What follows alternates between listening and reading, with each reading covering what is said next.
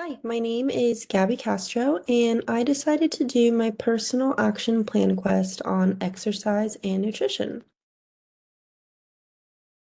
So I decided to focus on exercise and nutrition primarily because I used to be, very passionate about fitness and prioritized um, my nutritions and the things that I was consuming. Although I will say I wasn't as focused on as my nutrition as I chose to be in this plan. But it is something that I was thinking about very heavily in the past. I chose to do this because I'm very aware of the benefits that exercise and the effects it has on our body, not only physically but mentally. Nutrition also goes hand in hand with exercise, as it is counterproductive to focus on one and not the other. Prioritizing exercise and nutrition in a healthy manner can lead to growth in many aspects of our lives. It allows us to develop discipline, time management, alleviate stress and anxiety. It helps stabilize our mood, and there's just so many other positive effects that come with it. Like I said, just in a world where obesity and chronic diseases are so prevalent, this really was just like my main motivation. I really wanted to gain a newfound love for the gym and a healthy diet, to ensure that I was maintaining a, not just like a quick plan, but to have this be just a life habit, for the foreseeable future. So here I'm just kind of illustrating what my plan would ideally look like for me. So I have pictures at the gym to show that, I am really focused on getting to the gym a certain amount of days a week, and I'm also really trying to focus on having set meal plans throughout the week as well. Hence why I showed like the days of the week on here, because I want to ensure that I have my breakfast, lunch, and dinner planned. Um, really not leaving any opportunity to snack or binge eat sweets, or anything of that manner. Just to make sure that I'm hitting my goals for my protein, my carbs, my included sugars that are in so many of the foods we eat as well.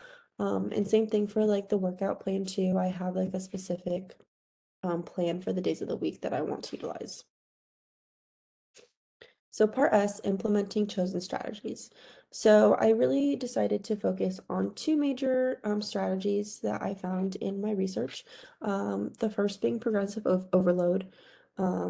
This I found to be just to make the most sense to me as I'm getting back in the gym. I really wanted to find a strategy that was going to keep me in it, that was gonna help me aim long term, as I haven't been in the gym for a while. So I really wanted to focus on just increasing my strength.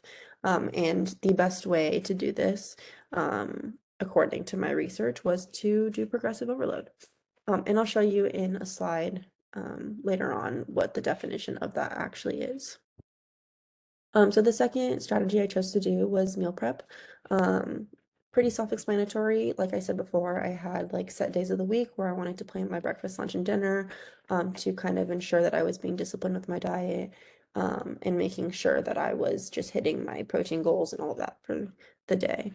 By no means am I just saying absolutely no sweets, or not allowing myself to like, have things that I enjoy every now and then. This has to be an enjoyable thing for you, or else you're never really gonna stick with it. So here I have some quotes that I found from my research.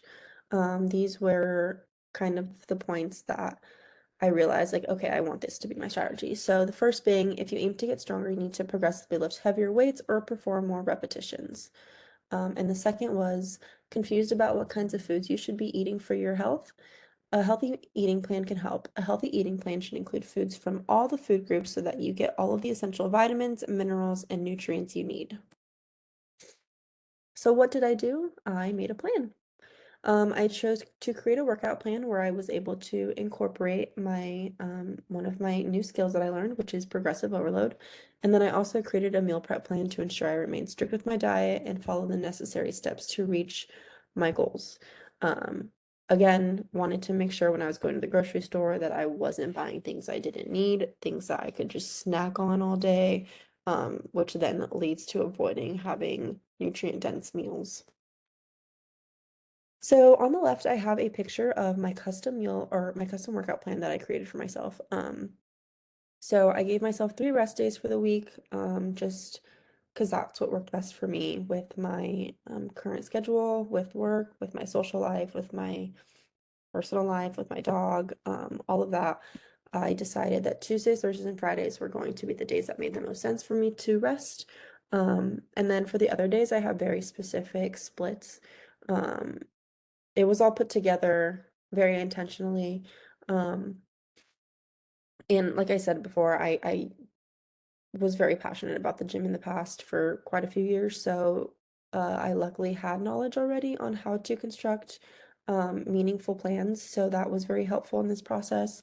Um, but yeah, so at the top of my plan, I have just kind of a reminder that to incorporate progressive overload, I need to make sure that I am performing the same motions every week, but just ensuring that I up my weight.